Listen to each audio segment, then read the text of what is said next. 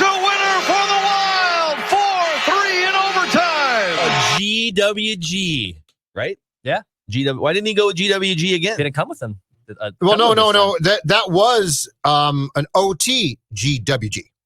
Well, right. Yeah. He said that's what that was. Yeah. Well, why didn't he? Why did that once? I guess. Defend your guy here. Is he? I don't know. I was there, man. I was there. All I know is that this team is different when its scrubs are playing. You and your guy Carts. I thought you'd have something positive to say. Well, it must have been late. I wasn't watching it. Must have been a late night for you coming back from the X and having to catch up on a 4-hour Royal Rumble to be immersed in today's show with us. I'm sorry. Oh no, was that last night? I didn't watch a second of the Wild game last night. Yeah, that's because freaking Edge coming back. You want to talk about Edge? Was Bono there? See, honestly, he might have been because 47-year-old Edge won the Royal Rumble. Yeah, Edge with 11 his hat on? years between Rumbles. Cap on? All right, we're gonna break down the entire weekend that was in sports and trades and other things related to Minnesota sports. But let's shout out Federated Mutual Insurance Company here. They've been helping us at SCORE as a great partner for a number of years. They've been helping business owners for over 100 years, since 1904, based in Owatonna, Minnesota. They are one of us, and they have stepped their game up even more in 2021. Federated Mutual Insurance Company recently launched MyShield, the online client destination for risk management resources. Now, as a business owner, how helpful would it be for you to have employee training at your fingertips? Industry resources that can help your business reach another level of success. That's where Federated comes in with MyShield. You can go and find out more information about MyShield through federatedinsurance.com or download the app. And remember, at Federated, it's our business to protect yours. TCL is a proud sponsor of the Score North Studios. Enjoy more of the things you love with TCL. These two guys have Minnesota sports flowing in their veins. Mackey and Judd on Score North and ScoreNorth.com. Lions agreed with his position as they start over with a new regime led by general manager Brad Holmes and head coach Dan Campbell. Well, it only took about a week for the offers to come in, and there were many, including, I can tell you, multiple teams, other teams besides the Rams, who offered their first-round draft picks in this year's draft as part of a deal to land Matthew Stafford. The Rams lent something different to the conversation. They did not have a first-round draft pick in 2021, but they do have future first-round draft picks, and they had a quarterback in Jared Goff that they were looking to move on from as well. Our friend Tom Pelissero reporting on a blockbuster NFL trade over the weekend. Mackey and Judd, Declan producing. And I feel like the entire conversation so far, the last 3 days since this trade went down, or 2 days, whatever it's been, has been around the Rams and Matt Stafford. Is nobody thinking about Jared Goff's feelings in all of this? He goes from a cerebral, great, thoughtful offensive coach in Sean McVay. Yep.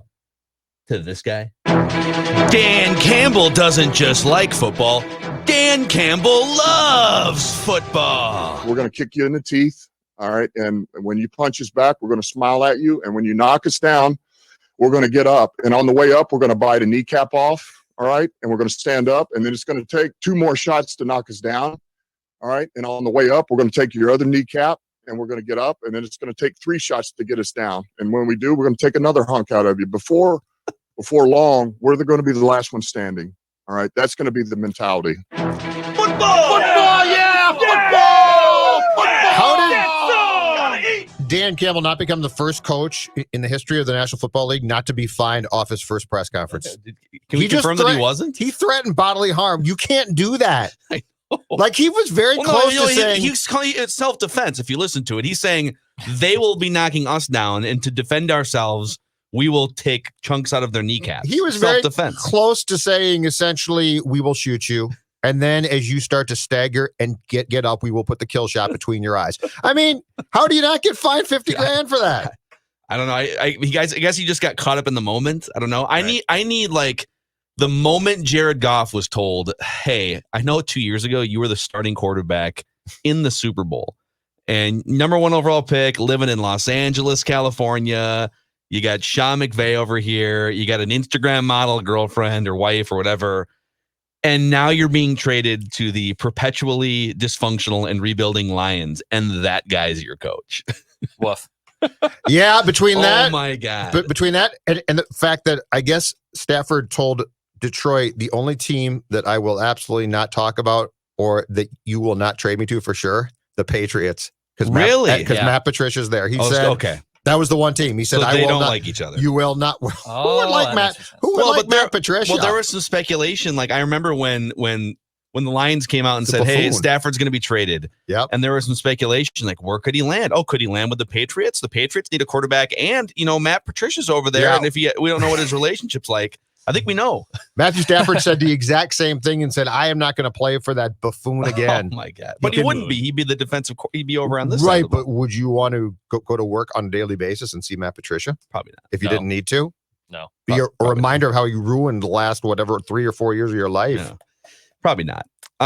You guys want to get into some Minnesota sports statements here? Or just like, actually, they're not even really Minnesota sports statements. Let's just call them Mackey and Judd statements from the weekend. We're still molding this. We're going to go. Well, we are going to weave this back in, but yes, that is football. That's a good point. Well, I'll get right into, I'll start and just weave it in right now. Statement number 1.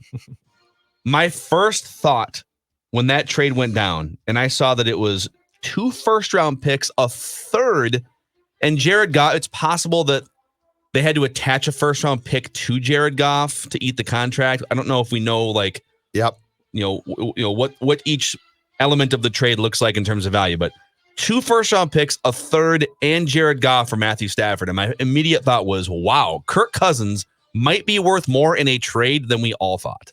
Yeah, and Carolina, I think according to Albert Breer of SI, they actually offered up the 8th overall pick. Wow. That was their package. So Carolina was in. Denver was in. Yeah, if you look at Breer's the Niners called tweet, there were like 4 or 5 teams in.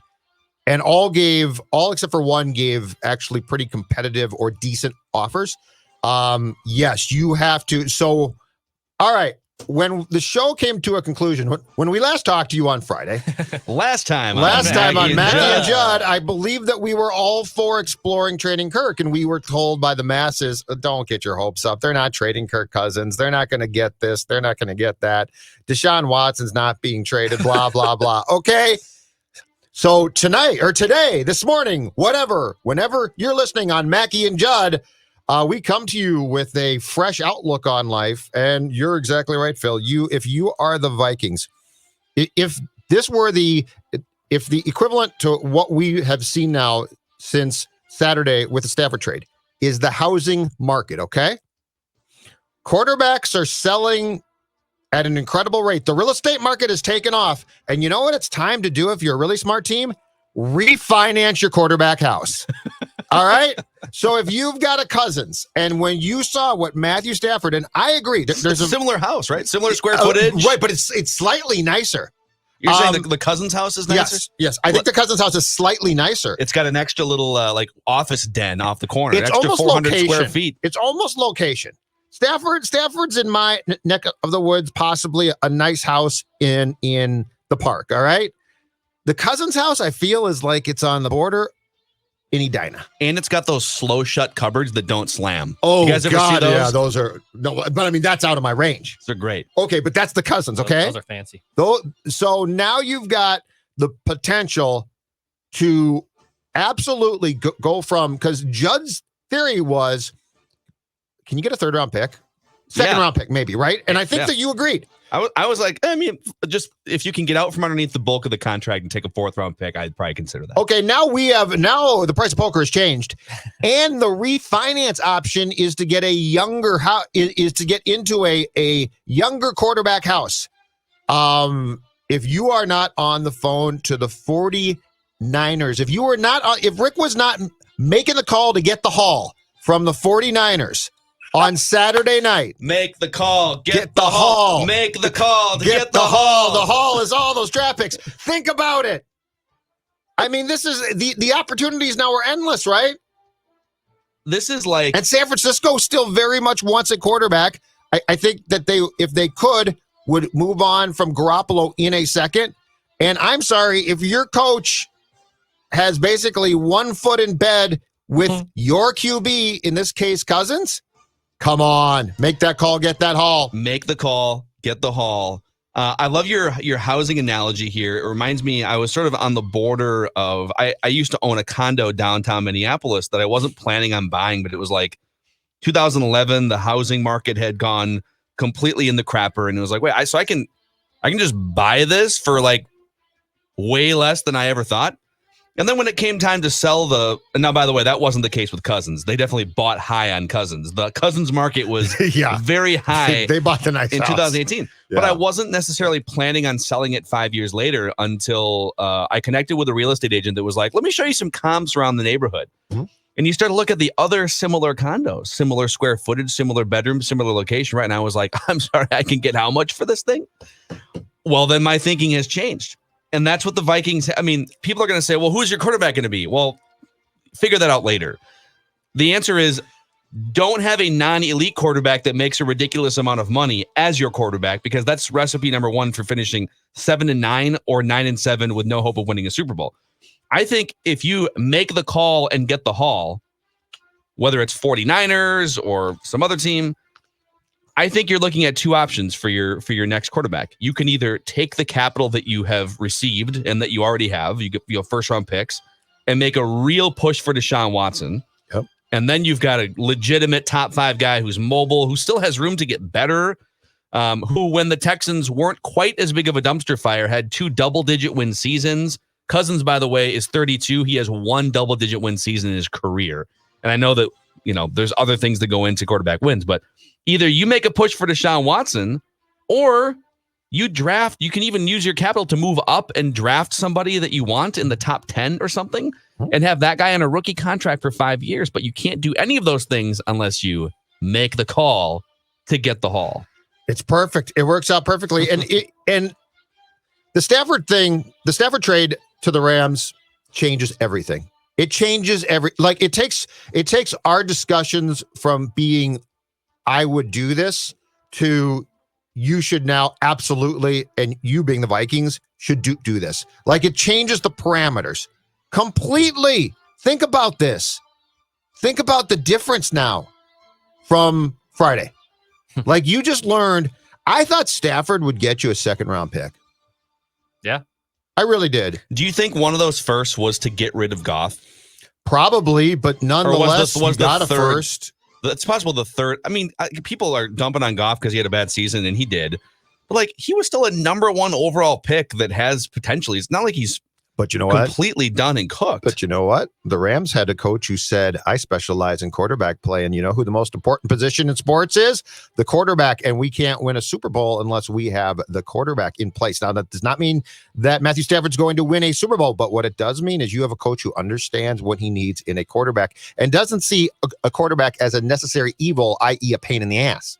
Yeah, he sees it as the driving force to win a championship. And he's 1,000% correct. Football. All right. I'm going to give you a statement from the world of baseball off of a Friday night signing that we saw. Sort of a news dump. Classic baseball, by the way. Yeah. One of the biggest baseball. One of the biggest stars that no one has ever heard of because they don't market their players very well gets traded at 10 o'clock on a Friday night. Right. Yes. That was a couple Celtics in at that point. Yeah. But this one is a Twins player, and Declan Goff called this. I don't know that he necessarily thought it was going to be this team, but the fact that Eddie Rosario signed a 1-year, $8 million contract with Cleveland is a worst case scenario if you are the Twins. If you were the Twins, you probably hoped he'd land with the Giants in the National League, right? Or perhaps in the American League East or West. That's not ideal, but that's fine. But the two teams that I would say that you crossed your fingers and said, I hope he doesn't go there, are Cleveland and the White Sox. Do you think he turned down 5 other more lucrative contracts specifically to play for the Indians so that he can destroy the Twins? I think there's an off chance that, yes, you might be right. I really do. Now I will guarantee you he'll do 2 things. So the Twins and the Tribe will play, 18 times, 95 times? I don't know. He's going to do 2 things: chew bubblegum and hit walk-off bombs against the Twins relievers, and he's all out of bubblegum. He will beat the Twins at least once, if not more, with a walk-off home run. But he will also, against the Twins, cost his team a game with a awesome blunder in left field. He'll try and do a little too much in the corner. I don't know Write that down. I don't know if he won't know the ground rules. I don't know if he'll dive for a ball that he has no chance at. I don't know if he'll throw to second as the potential winning run scores. But what I do know is that he will cost them a game. He will win them one game. Unfortunately, I think he might win them more than one game against the Twins because of what you just said. Yeah. It was if you could rank the teams that you don't want to see him go to, I think the White Sox would still be number one because that's a smaller ballpark and they're just better. Like, feels like Cleveland's probably going to be in transition. I don't think they're going to be garbage, but they're in transition mode. But Cleveland would have been another team in the top three that you didn't want to see him go to. I could have seen the Yankees as a problematic place too. He could have hit home runs in the corners. He'd hit 40 homers. And it would have been like an October home run against the Twins. Yeah, that's a good point. Yeah. But the sheer number of games the Twins are going to play against Cleveland opens the door. If something will happen. But this is what happens. And I know that, it's such a conflicting thing because, if he was going to make whatever it was, $10 or $12 million in his last year of arbitration, and you got Kirilloff ready to come up and just start for $500,000 and maybe be better.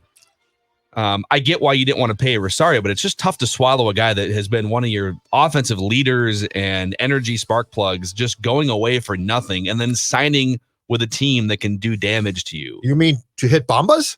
Bombas. Against Lots you? of them, yes. Football. Circling back to the quarterback trade discussion we kicked off, the statement is, mine is, don't tell me it can't be done. Don't tell me you can't mix business with pleasure. Don't tell me this BS. Forever, we have heard that you can't trade Kirk. It's not happening. You can't trade guys with immovable contracts. Matthew Stafford and Jared Goff just got swapped. Now, there was draft pick and capital involved, but guess what? It happened. So everyone who tells me that this kind of stuff can't happen, it happened on Saturday night, people. Yes. Wake up and recognize you can make these trades. This isn't just a Madden. This is not fantasy football. This is real life. This is the Super Bowl. This is it. This is what we're talking about. So don't tell me this can't be done. You can mix business with pleasure. I know firsthand you can do this, and so can the Vikings. Figure it out. I think the league is becoming more and more like the NBA now, where like you've got aggressive front offices and coaches. You've got players like Deshaun Watson who are saying, I know that no one else has really done this in the history of football, but I don't want to play here anymore. I'm in my prime, and I'm just kind of sick of these guys. Yep. So, and by the way, Deshaun Watson removed all Houston Texans things from his Instagram, which means the divorce is now official. He won't official. He will not pick up the phone calls. It's hilarious. They're calling him. He does not answer. Hi, you've reached the voicemail of Deshaun Watson. If this is the Texans, buzz off. And then this new guy, the 65-year-old, what's his name, coach that they hired. I don't know if you guys saw his press conference, but he basically was just like, I wouldn't have taken this job if it wasn't for Deshaun Watson being the quarterback.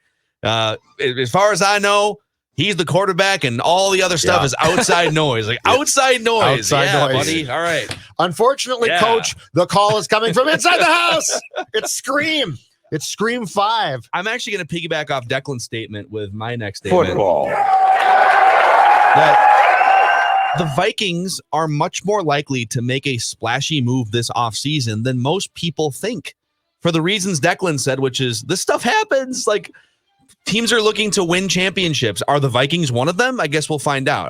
Maybe the Vikings think if we just get a left guard and Danielle Hunter back, then we go from 7-9 to beating the Chiefs. Like run it back. That's what I just want to say before I dive into the rest of my statement here, that people continue, I think, to misread or misevaluate what the bar should be for the Vikings. They think, well, if we just get Danielle Hunter back and fix the left guard spot, then all right, let's do this. Back to the playoffs. Okay, there's making the playoffs, and then there's what you're going to see on Sunday between Tom Brady and Pat Mahomes. That's the barrier you need to get across to win a Super Bowl. And I just don't think Kirk Cousins making what's going to be like 15% of the cap is capable of helping you push through the barrier. But for the Vikings would never do something like that, crowd. Allow me to refresh your memories just in the Wilf era. This is not counting like Warren Moon coming on board, but just in the Wilf era, they have spent huge on an unprecedented guaranteed contract for Kirk Cousins. They traded a first-round pick a week and a half before the season for Sam Bradford.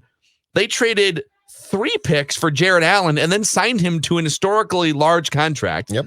They paid Brett Favre $1 million a game for 2 seasons to be their quarterback that can take them what they thought at the time was to the Super Bowl. And there's other moves too we could throw in here, but like they are a hyper aggressive, competitive ownership group. And I'm not guaranteeing that they trade Kirk Cousins or make a big splashy move, because I also think that Rick Spielman and Mike Zimmer are driving the decisions more than the Wilfs right now, because they want to let that regime play itself out. But the Wilf-owned Vikings are maybe among the 3 or 4 most aggressive franchises in the NFL the last 15 years when it comes to their willingness to do splashy things. So I agree with Declan. Absolutely. Well, and the one thing that I think might transpire internally, perhaps as early as today, when it comes to the Vikings and their decision process and seeing the Stafford trade, do you know who the one person who might walk in today and say, we should do this? Mike Zimmer. And here's why. Wow. Think about this one. Wow. His defense stunk. Like, his defense was atrocious, right? That's his baby. He knows that his belief is a good quarterback hands off a lot. So I'm not saying that he's going to walk in and say, let's go get Deshaun Watson. Oh, no. But I am saying that if you can offload the contracts that we saw traded this weekend, if you're Zimmer and you know that your bar for a quarterback is, I love it when he hands off, and we're paying a guy a ton to do what exactly? Because I want him to hand off. There's a case to be made, Phil, that he would go down the path of what you said earlier, which is, hold on a second here.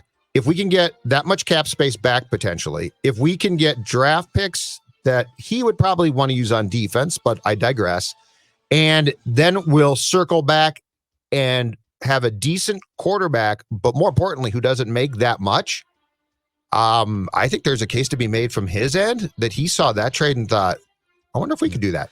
Does he not look around the league, though, and see like what is driving winning in the NFL? It's passing yards. He looks at it and says, how can I stop it?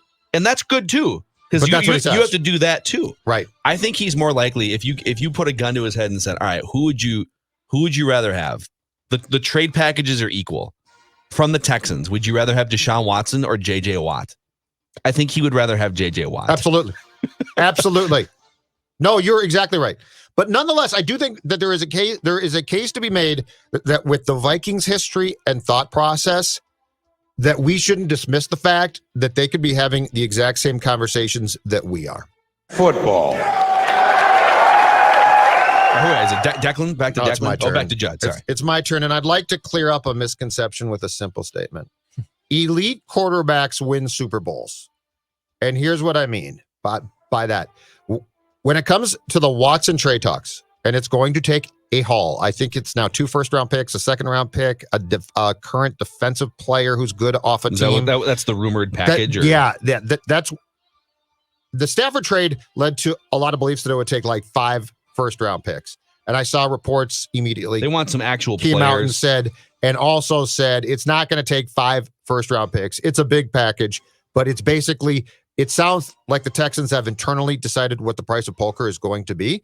But I've seen tweets since then saying, well, if you give up that package, you've got a quarterback, but you can't build around the quarterback, and then you don't have players and you don't have draft. Okay, here's the difference.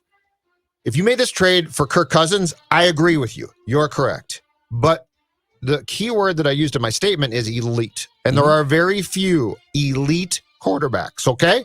So the starting point, look at football as it's constructed in 2021. Look at the importance of positions, all right? The elite quarterbacks. So we are talking Rodgers. We're talking, I think, still Wilson. We are 1,000% talking Mahomes. And I believe somewhere within that falls Deshaun Watson. That's the difference here. So don't tell me, well, if you get Deshaun Watson, you're crippled.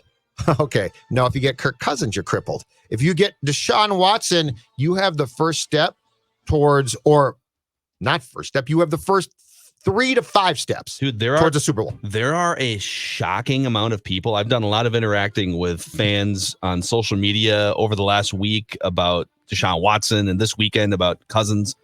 There are a shocking amount of people that think Kirk Cousins is only like a notch below Deshaun Watson, or that they're equal in some way. What's wrong with them? Watch the games. Now, some of it is, well, if you look at like this one metric, or if you look at, some people are taking, I think it was a graphic from one of the broadcasts that showed, over the last X amount of years, Kirk is like fourth in passing yards and, like chunk stats. And what I would say is, and this is coming from a huge analytics guy, I love to reference Pro Football Focus and Football Outsiders and DVOA and all those things. You also have to watch the games.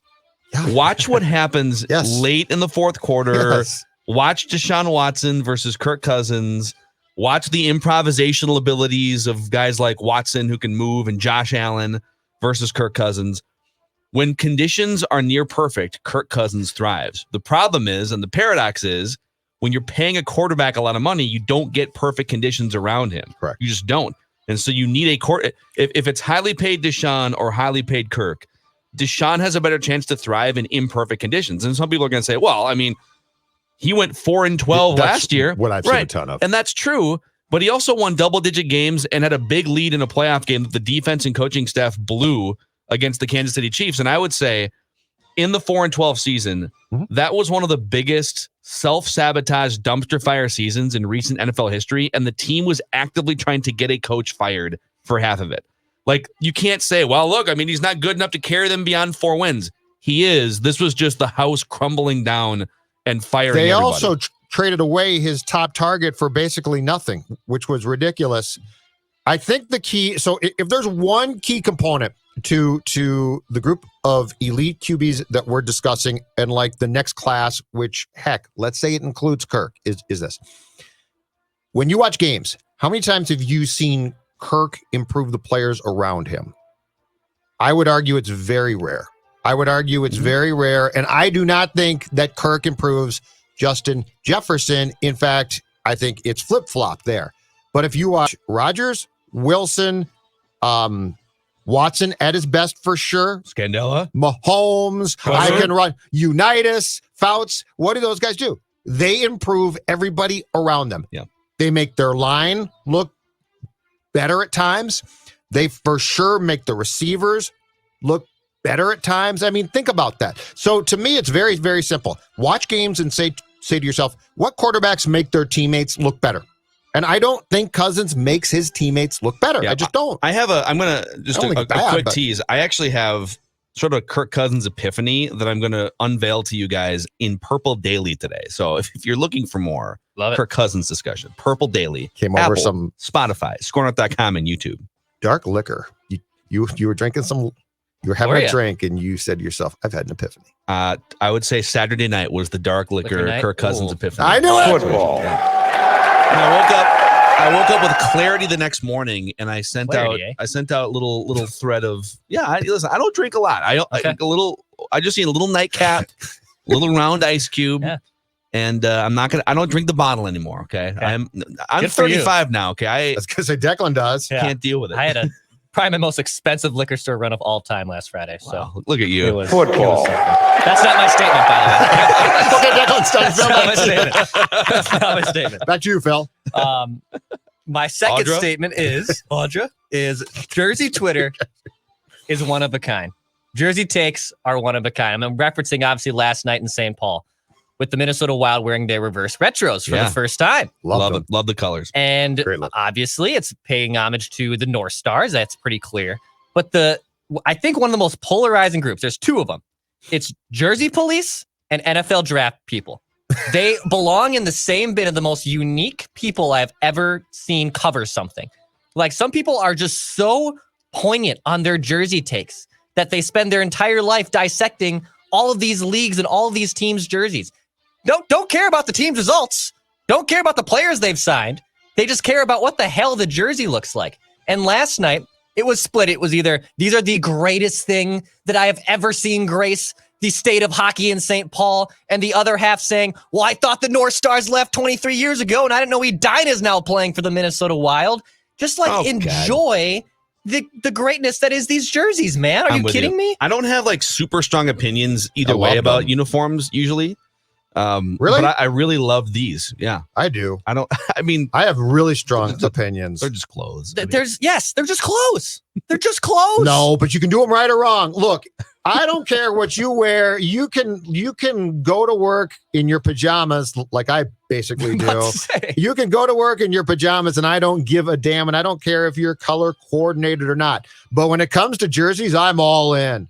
I am all in, baby. There's so many other things you can Old pick. school jerseys, love them. Absolutely love them. And these were fantastic. Hey, yeah, I love this They're look. great. They're great. I like them too. Well, there is the old school police though of that team is gone. We should forget them, which I've never really gotten. Right. It's like because the Wild has built such a like if the Wild had 5 cups, I'd be like, you know what, that's cool. Yeah, let's forget the past. I don't know. I think, but they've got nothing. I think you need to forget about certain uniforms for like a certain period of time. Like if oh sure, like that's fine. go 15, 20 years and then bring back, like, I don't know if you guys in one of those Wolves Warriors games from a few days ago. Yep. They went back to like the 2005 uniforms. So they went back like 15 years when like Steven Jackson and I think Don Nelson was coaching at the time. And they went back with those weird sort of dark blue and they had Oakland on the center court. Like, okay, 15 years, that's enough time. Let's bring those uniforms back. But like I think 3 years ago, we wore these and we're breaking them out tonight. But I actually think that the color scheme that the Wild used, I think that's just a better color scheme as the primary, personally. Agreed. But it's also probably a little bit too close to Dallas. So I get it. No, it's not. Dallas doesn't care about Dallas has moved on. Dallas doesn't give a damn. That's They're the more funny darker thing. colors. Yeah, that's fine. But Dallas does not care. And Phil, they have the new Generation X style uniforms. Oh, Have they're you awful. seen these? Dallas does? Yeah. Oh, they're my eyeballs. I came out. actually know what I do remember seeing. It literally looks like Photos a of this, page yeah. out of Generation X. Yeah. And that Awesome. four, I'm all in. Break it down. I'm all in. Break it Yeah, down. you guys are. All right, boys. The next statement comes with a video clip here. Okay. Dex, if you could hit this for me. Wow. My statement is Nick Sirianni, the new head coach of the Philadelphia Eagles, Oh, poor guy. might be in over his head. Next thing that's very important to me is that we build a smart football team, that we have a smart football team here. And I know we have the people in place to do that. The first part of being smart is knowing what to do. We're going to have systems in place that are easier to learn. All right, complicated to the defense or offense that they're going against or the special teams group they're going against, but easy for us to learn. Because when we can when we can learn our system and we can get good at our system, then our talent can take over. Less thinking equals talent take over, but we need to have systems in place, and we will have systems in place to do so. I'm so glad I'm not a head coach. Oh my God, dude. I know that he's nervous. This is the first time he's ever it's Philadelphia. And so he knows, man, these fans are hard on They're me. gonna eat them up. But the main takeaways from that clip were A, the first part of being smart equals knowing what to do. And B, we're going to have systems. Yeah. Yep. That's the leg up on the other 31 coaches. That's the leg up on Bill Belichick, is that we're going to have systems. That's going to be enough. One thing I'll say in this guy's defense is Matt LaFleur, as I recall, had a really shaky opening presser as well. Was it that bad? Like, was he that nervous? I think he was nervous. Yeah, well, I mean, and Matt looks like he's 12, 12, so he looks like a kid, but Get it? Yeah, I got to ask again, where's our guy? Eric Bieniemy, man. How? I don't know. Maybe he needs to figure out some systems that he can bring to. How do you not? Like, is it really imperative that if he's not in our building by before the Super Bowl, we're out on him? I mean, come on. The first question I would have for Eric Bieniemy is, A, do you have a system? And B, do you think your players can be smart? That's what I would want to know. Vikings formula. Make the call, get the haul, and then make the change. It won't be strange. Oh, wow. Good for you. Zimmer out, Bieniemy in. Make the call, get the haul, make the change. It won't be strange. Bieniemy in, and that's when you get Deshaun Watson. That's when you drop. That's when you drop the Watson bomb. I mean, if you do trade for Deshaun Watson, yeah, don't you almost have to swap Zimmer for Bieniemy? I mean, that's what I'm doing. Yeah, like it would be I say it would be easy. Like, I get that they'd have to eat Zimmer's contract, and then there's like the whole human connection thing of he's been your coach for 7 years, and you robo-doped him for a month in the offseason. But if you said, all right, listen, Deshaun Watson only waives his no trade clause if Eric Bieniemy is the head coach. You have to do it because he has a no trade. He can dictate. In fact, let me ask you this. Correct. He's got a no trade clause. Okay. Yep. So if he doesn't want to go somewhere, it's totally up to him. He just has the Houston regime by the gonads. All right. Declan laughs at gonads. Don't you think that Mike Zimmer and the general philosophical approach to football games is going to be a deterrent for Deshaun Watson 100%. potentially? Like if they got to the point where the compensation's right, absolutely, they've agreed on framework, and now it's up to Deshaun to waiver or not. But Deshaun also has like the Jets over here and the Dolphins over there. I think Mike Zimmer's philosophy is a deterrent for him saying yes to a trade. It's 1,000%. There's a statement for you. That's absolutely correct. But if you have that chance and Deshaun tells Rick, hey, Rick, between us, I'll approve the trade if you fire Mike and bring in Eric. You have to do it. Football. You just have to. Back to Judd here. All right, back to our favorite sport, boys. Back to our favorite sport. And the unfortunate nature of what's going to, I guess, take place today. Yeah. Major League Baseball likely will finish its fight between players and owners before its top free agent, Trevor Bauer, on the market signs. Because the fight is expected to increase today when I guess the players are going to turn down the proposal of a 154-game season in which they'd be paid for 162, but they would approve expanded playoffs, which won't net them enough or much at all as far as the cash that will come in from that. Anyway, this fight's going to go on for a while. And while the National Football League offseason technically has not begun yet, keep that in mind. The Super Bowl is Sunday, okay? But yet we have a massive blockbuster trade agreed to, which had everybody on Saturday night saying, oh my God, Major League Baseball is going to carry on a labor dispute with its top free agent on the market. Yeah. So let me get this straight, okay? So the owners proposed delaying everything by a month, starting spring training in late March, and then play a 154-game schedule beginning in late April with full pay for the players. Yes. So they would get 162 games of pay for a shortened season. The owners just want to back everything up so that they can get out of these COVID hotbed, get more people the vaccine, and then potentially put more fans in seats for more of the season, which is totally understandable. The owners in baseball are insufferable, and the owners in baseball are as behind the times and oblivious as any ownership group in any league in the world. But they're right on this, I think. So full pay, shortened season, expanded playoffs, universal DH, which means more jobs for guys like Nelson Cruz, and a runner on second base to start extra innings. So you're not going 19, 20 innings, right? Like, what am I missing? And the players are going to reject this. Yep. According to USA Today, the players are going to reject this because they feel like giving up the 8 regular season games puts them in a difficult spot negotiation-wise going into next offseason's labor dispute. Which is oh my God. And here's what they should do. Just agree to hash this whole thing out now. Because what I don't want is the whining and the bitching and moaning that we're going to have, and we're not going to start now till May or June or something, right? Just decide we are going to right now hash this entire thing out so that we don't get to December of this year and have a lockout that then goes into next spring. Like, just get this done with. Rip the Band-Aid off now. It's stupid. I don't like it, but this is going to be ridiculous. We are actually going to have a big fight about what they're going to fight about the next time around. Like, just do this now. And if you don't play, you don't play. I mean, this sport is sabotaging itself. The Cardinals-Rockies trade is disgusting. Like, this sport is doing everything it can to sabotage itself. So just get this crap done and let's move on. You know what? Honestly, like, as big of a diehard baseball fan as I am, I'm okay without it this year. We've got a great reckless speculation Vikings offseason that's going to take us all the way through April, like all the way through the draft. It's going to be super fun.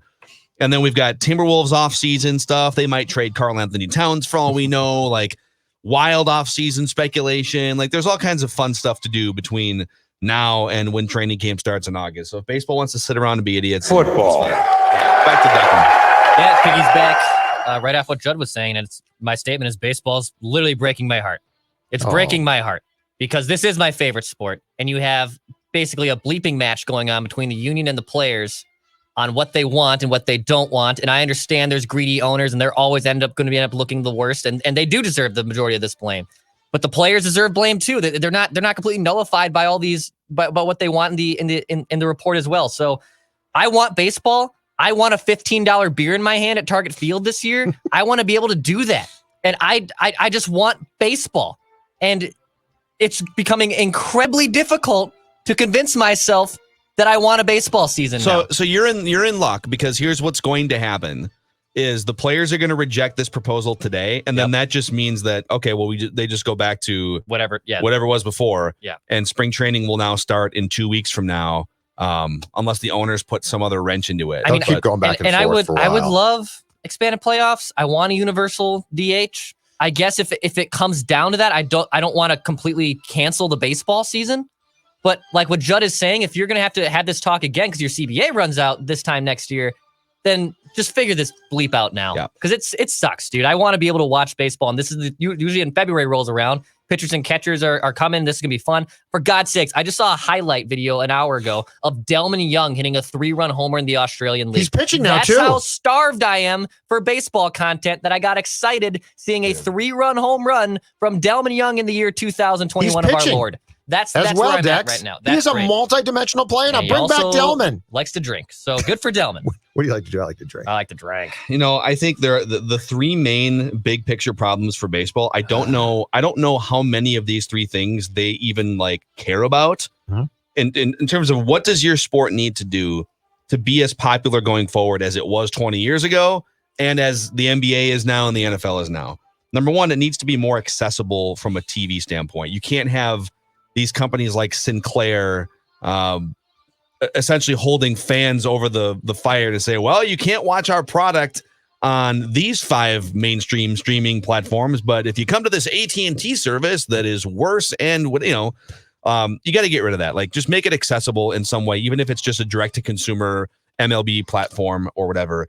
Number 2 is you need more fun action in the offseason. There needs to be a 1-month period where all the moves take place. And that means putting better parameters around what players can make. There just needs to be some structure so that you don't have guys sitting out for 4 months. I mean, Bryce Harper didn't sign for 5 months because there's no structure. I want $400 million. Well, we're going to offer you $200. Okay, well, we'll just stare at each other now. There should be structure. And then the third thing is competitive balance. It's shifting so much now to where there's just teams like the Rockies and the Pirates, and the Twins aren't among this group now, but they're probably closer to this group than they are to the top 5 or 6 teams. It feels like the financial disparity between the rich and the poor in baseball, when the Rays can go deep in the playoffs and they can flirt with a World Series and then immediately have to turn around, they feel and trade Blake Snell because they don't have enough money to keep their best pitcher. That's ridiculous. Yeah. Oh, and if you are a Rockies fan, how do you not bail? It's absurd. You wait. Arenado was gifted to the Cardinals. He's gifted. You wait as a fan your entire life to have a player like Arenado in his prime on your team. And as a franchise, your whole goal as a franchise is to cultivate and develop players like Nolan Arenado and get them to their primes and win. And when that happens and you feel we can't win and we have to trade this guy away, it's ridiculous. Baseball needs desperately a salary cap because it needs a floor.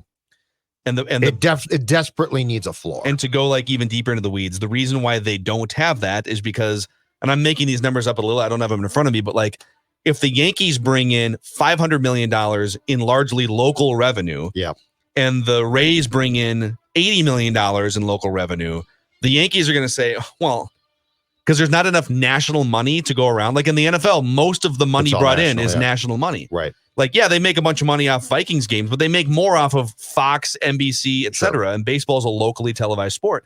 The Yankees are going to say, well, we don't want to have to give them $100 million so they can keep beating us. That's absurd. Right. And that's where the talks will always stall. But I am talking about saving the sport. I don't care what teams think now. I don't care what players think. But teams now. are going to sabotage it. the owners of the teams are going to sabotage this because they don't want to give up $100 million to subsidize the Miami Marlins. I've got to find a way here to have a ceiling and a floor. And that's the only way then with players that I can incentivize guys to sign. Yep. Even if the ceiling and the floor are like wider apart than the NBA, right? Like, I got to do something here. Like this doesn't work now. It doesn't work. Football, basketball, hockey all have structures that allow for us to have certain times when we know that guys are going to sign. Trevor Bauer is going to be out there into spring training at this rate. Yeah, for sure. Like that's incredibly stupid. All right, I think it's back to me here. The Gopher basketball team. I watched the start of that game. I was really impressed. Had better hope the entire NCAA tournament miraculously gets moved to the barn because they are now 0-5 on the road. They're great at home. They're 0-5 on the road, and it's 5 games that haven't really been all that close. Although they had like a double-digit lead in the first half, and I was watching the first half as well, and it just slowly trickled away, and they got beat by 20 at Purdue. So what a weird team because they're ranked, and I don't know if they're still ranked today, but they were ranked 21st. Jeff Goodman, who does his own rankings, still has them like 17th because of how well they've been playing at home. But they're 4-6 in conference, so there's not even really a full guarantee that they do make the NCAA tournament. And they collapsed on Saturday at Purdue. I mean, that was just a complete collapse. So the Gopher basketball team, better hope there's no road games. Football.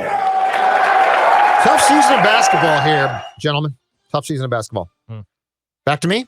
Yeah, let's do one more lap here. Okay. We got to get to things we watch because Declan has a full Royal Rumble review. Yes. I'm out of things, so yes. Okay, perfect. Last statement from Judd. All right. The Wild finally gets how to play 3-on-3 in OT. Yeah, they're How great at it. many times did I come into this show previously in the past few years and be like, they don't get it? Like they put out Koivu, and then they put out Parisi and Suter and Stahl, and it was like the Clydesdales. The Clydesdales on ice is like, hey, where are you going with the puck, Mr. Fast Player? Oh, no, it's a goal against off Dubnik, a weird goal. Guess I'll go home now. Bye, Wilbur. I mean, it's like, what the hell, Mr. Ed? Get off the ice, Mr. Ed. So they've now played 3 OT games, have not gone to the God-forsaken shootout once. They are 3-0. Last night, they start Eriksson Ek, Brodin, Greenway, who makes a great pass to Brodin, who scores. He's got 3-0. 3 wins is as many OT wins as the Wild had in the full 2018-19 and 2019-20 season individually. So they have equaled that already. 10 games in or thereabouts this year. The Wild finally gets how to that puck possession and speed and basically trying to come down the ice as quickly as you possibly can and end the damn game is the way to play.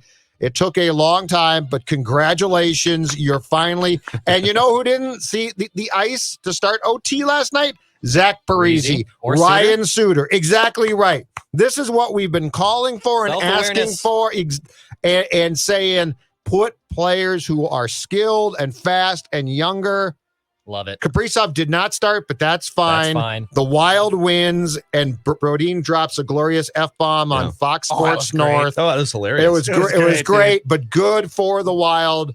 Dean had done one really good thing, and that is understand overtime rotations. The old model reminded me of when the Lakers or teams that had Shaq back in the early 2000s would forget to take him out with 2 minutes to go, and the opposing team would just foul him. Yeah.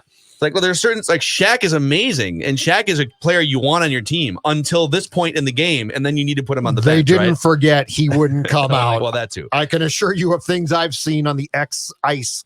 Certain guys won't come off the ice. Yeah. And so, and now I don't know what's changed in terms of communication between coaching staff and players, but this is the way you have to do it. Like, speed matters. Yes. And I'm not a hockey expert, but I know in terms of just like physics and science, when fewer players are on the ice, speed matters more. Because there's more ice? Is that what you're telling us? Yes. Weird. More places to create spaces. Good for the Wild. Football. That was fun. Those are your Wow. Mackey and Judd statements from the weekend. I did sleep in my own bed for the first time on a Saturday this year, so I got that. I did have that going for me. No, Not we a- are. Is it a brag? No, it isn't a brag. It Yeah, just, what does that mean? It just means I've been sleeping over on Saturdays at places for the last 3 Saturdays That's a prior brag. to this last That's a Saturday. brag. That's a brag, dude. That's not a huge brag because what I was doing wasn't like completely awesome all the time. Just saying. Yeah, but now you still surprised. I think you just jinxed or sabotaged whatever it is that you had going. Probably by did. saying I that. hope she Maybe. doesn't. I hope she doesn't listen. She probably listens. That's Just- okay. You know, I mean, Football. some people got it, some people don't. Dex. Don't gotta tell me. I know it well. Declan Goff, irrevocable waivers as of 2 Yeah. p.m. this afternoon. He's on the Unconditional- market, ladies. Unconditional waivers. He's back on the market. Unconditional He's waivers. back on the market. That's how dating should work. You should be able to just like Unconditional put waivers. someone on On waivers. waivers. I like that. Actually. Listen, like, and And by the way, marriage worked that way because I would have been waived long It's a ago. trade. First round pick. we ran you through waivers just to Stafford. test the waters. If no one claims you, then we're still married. It's fine. You know. Or you can pull the person back or not. Yeah, you know, I'm good There's here. a claim. I know what? No, I want him back. Get him back. Give him back. I'm good Phil here, Mackey, Solo. Judd Zulgad. That's the worst idea you've ever had. You've had some bad ideas. That's the worst.